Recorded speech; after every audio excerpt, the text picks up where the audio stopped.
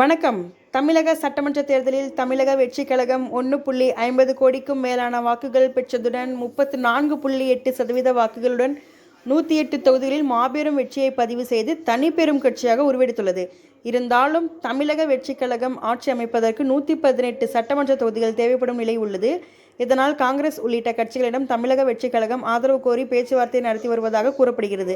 இந்நிலையில் தங்களை ஆட்சி அமைக்க அழைப்பு விடுக்க கோரியும் 2 வாரங்களில் பெரும்பான்மையை நிரூபிக்க இருப்பதாகவும் தமிழக ஆளுநர் விஸ்வநாத் அர்லேகருக்கு தமிழக வெற்றிக் கழக தலைவர் விஜய் சார்பில் மின்னஞ்சல் வாயிலாக கடிதம் அனுப்பப்பட்டுள்ளது. இது தொடர்பாக நாளை ஆளுநர் விஸ்வநாத்தை சந்தித்து தவிக தலைவர் விஜய் பேச்சுவார்த்தை நடத்த இருப்பதாகவும் கூறப்படுகிறது. இந்நிலையில் வருகிற மே 7ஆம் தேதி வியாழக்கிழமையன்று தமிழக வெற்றிக் கழக தலைவர் விஜய் தமிழக முதல்வராக பதவியேற்பார் எனவும் இதற்கான நிகழ்ச்சி நேரு உள்விளையாட்டு அரங்கில் நடைபெறும் எனவும் தகவல்கள் வெளியாகியுள்ளன. இந்த நிலையில் அவருடன் புதிய அமைச்சரவையும் பதவி ஏற்குமா அல்லது வேறொரு நாளில் பதவி ஏற்குமா என்ற கேள்வியும் எழுந்துள்ளது.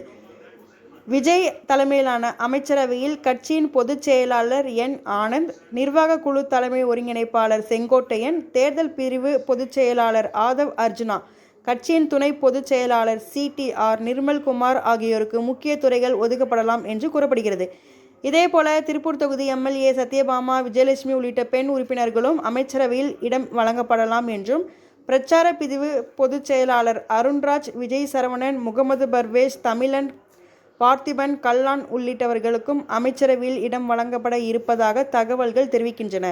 ஆட்சி அமைப்பதற்கான அழைப்பை ஆளுநர் விடுக்கும் நிலையில் நேரு உள்விளையாட்டு அரங்கில் பதவியேற்கும் விழா நடைபெறும் என்று கூறப்படுகிறது.